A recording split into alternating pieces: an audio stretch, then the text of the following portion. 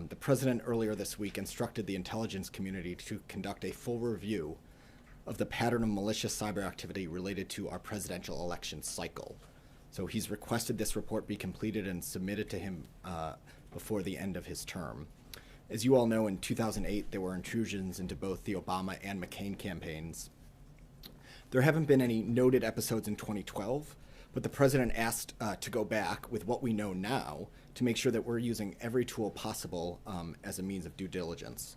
And then, of course, in 2016, our intelligence community determined that there was malicious cyber activity intended to interfere with our elections. In the high confidence assessment that was released this past October, the intelligence community made very clear that this was activity directed by the highest levels of the Russian government.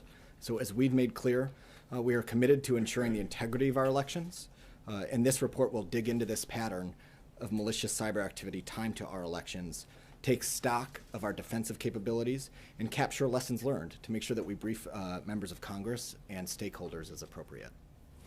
Will the review go all the way back to '08?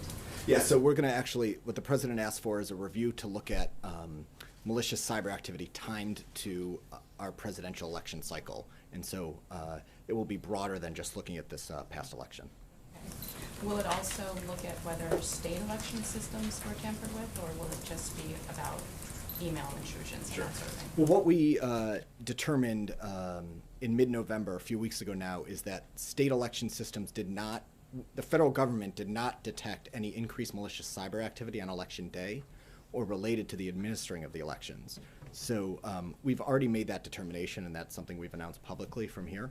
But in terms of what this review will look at, this is going to be a review that's conducted by the intelligence community.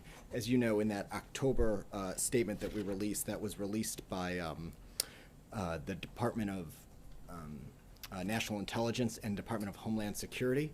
Obviously, there's other agencies that work on those issues, including the FBI, the Department of Justice, and the Department of State. Will it be made public? So we're going to make public as much as we can. Obviously, you can imagine a report like this is going to contain highly sensitive and even classified information, perhaps. So when that report is submitted, we're going to take a look. We want to make sure we brief Congress and relevant stakeholders, like possibly the state administrators who actually operationalize the elections. So given that the directive to launch this review was just this week, we want to make sure that that process unfolds in all due accord.